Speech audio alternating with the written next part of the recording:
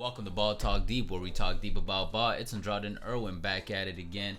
And if you guys have been paying attention to the NBA season this year, it has not been the most exciting. I think part of it is a result of the short breaks some teams had, the long breaks others have, and the rush of going from one season to the next. So that, and we're in the middle of a freaking pandemic. Everything I was saying is like an effect of the pandemic too, and yeah, we still are. and man, it just seems like teams are not on point. Like, I mean, yeah, there's some teams that are still doing good, like the Lakers, they're doing well. The Nets, it seems like they're a future super team. There's some exciting elements. It kind of feels like the NBA season hasn't really started. Yes. Per se. Facts. If that makes any sense. It's kind of just stuttering, and it doesn't help that we're getting a lot of games canceled or postponed because of COVID. Not even that. Like, if they're not even getting postponed, they're only playing with eight players, their star players being out.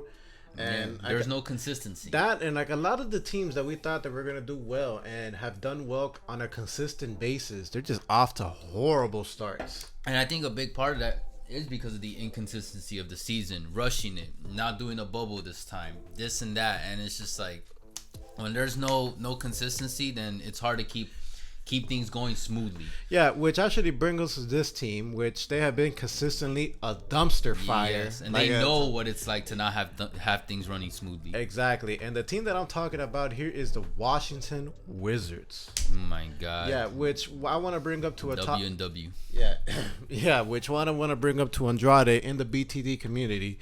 Should the Washington Wizards just blow up this roster and start a rebuild? I'm sorry, Washington, but I do think it's that time.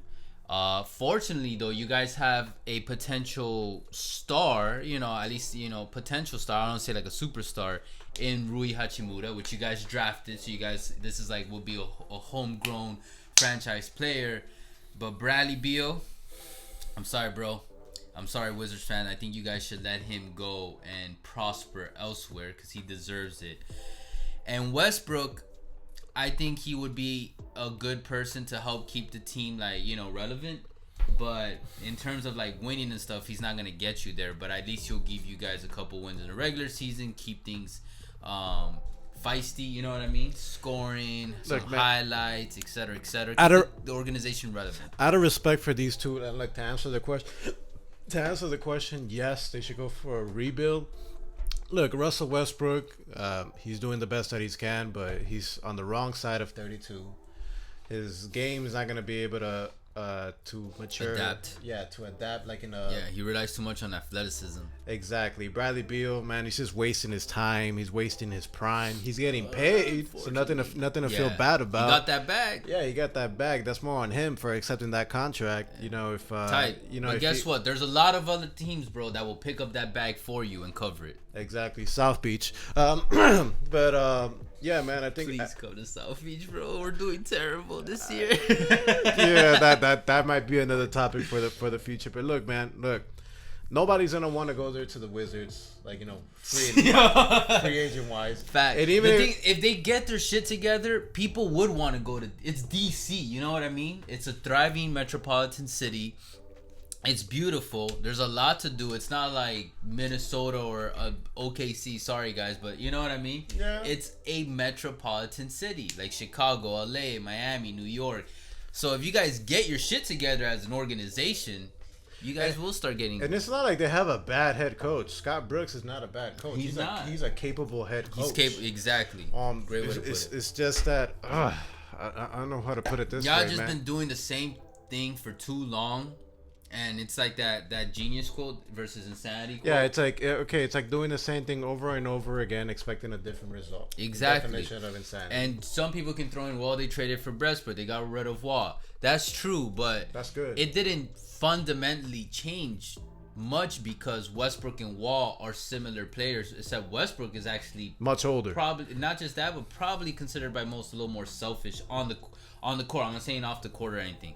I know he's a very unselfish person. He's done a lot, but on the court he likes his stats, he likes his minutes, he likes the ball. You know what I mean? Yeah, exactly. And right now it just doesn't seem like they're gonna be meshing. So who do you think is probably gonna get traded first, Beal or Westbrook? Beal. I think one, they would be able to get way more out of Beal. Okay. and two, which is great for rebuilding stage, which I agree. Like it's time to rebuild. So get as many pieces as you can, some picks, maybe some role players to put around Hachimura. And Westbrook, and then you get to keep Westbrook because guess what? You just traded for Westbrook, so you might as well keep him. That's a little part of it. And then the second is Bradley already wants out there. Westbrook just got there, so it's like okay, you might as well trade the one who already is getting fed up. Westbrook's gonna have a little more patience, and then Westbrook will love the opportunity to be in a city like Washington D.C. and just thrive off the popularity. Not only that, man. If Beal gets traded, man, Westbrook, he's gonna be able to stuff his stats, be the leading man. Exactly. That's what exactly. It's gonna be able to feed his ego, but at the same time. And then in a rebuilding team, Westbrook will be able to do all of that and allow the organization the flexibility to rebuild, because he wouldn't give a fuck about what's going on unless they trade. You know what I mean? It's like, okay, you guys do your rebuilding thing. I'll just keep scoring, keep getting maybe another triple-double year or some shit, and then just, do you. But we'll see at the same time, man. I think Westbrook, on the back of his mind, he wants to win already. And he's not getting any younger. But I think that's in, like, the back of his mind. To be honest, and I think he's even mentioned it before. I forgot when, like, he answered a report. You know what I'm talking about? And he mentioned, like, it's not about...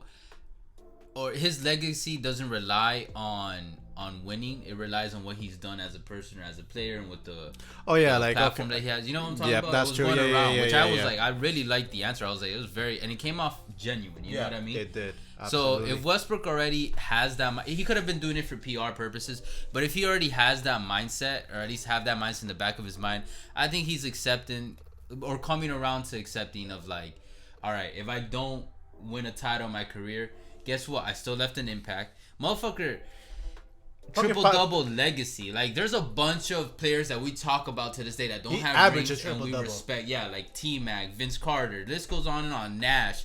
But Westbrook will be in that convo, but then he's like a tier above or just separated in his own right because of that triple-double legacy. I'll tell you this. He's separating in his own right as a fashionista. The Westbrook. I'm like, yo, nobody has like the balls and like, like to be able to show like, how like there the were like type a of good outfits. 2-3 years where like his runway every time he would go to a game or leave a game, like people were paying attention. You know what I mean? I feel and like few people will be able to pull it off like Westbrook, man. Oh, easily. Yeah. Facts. But anyways, I think that's a big reason why Jordan stuck with him. Like even if he's not on a winning team, like he still stayed sponsored by Jordan. And if you guys don't know, Jordan Brand is kind of known for like recycling their athletes. You know what I mean? Like if they're not winning, they're not making an impact on the league. Like, all right, cool. We finished our deal. Let's move on to the next one. One of the most popular examples is Wade. Remember Wade was sponsored by Jordan for I didn't even know. You didn't know? Like a few years, bro. Like very few. And Jordan was all about Wade. Like he went to his games, and then after Jordan, which was only like 2 or 3 years, Wade was like, all right, cool. That's when he started doing his lending thing. Because he's like, I'm not going to sign to another thing. I'm going to start my own thing. It's fine. It paid off. It paid off tremendously.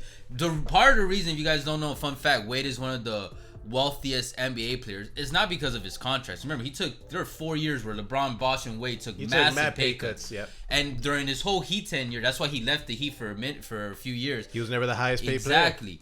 It's because of that lending deal, and that motherfucker was getting money because now he has some ownership, he got percentage of sales, etc., etc. I don't know all the details, but yeah, so keep that in mind. Keep that in mind, guys, and just let us know. Hey, Washington fans, NBA fans, what do you guys think, man? Wizards fans, what do you guys think? Because I'm very curious.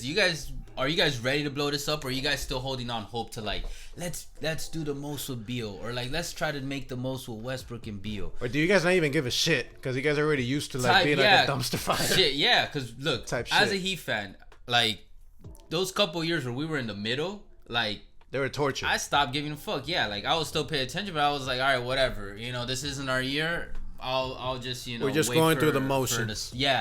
Wait for the cycle to come back around when we can start competing at the top again. So are you guys there yet?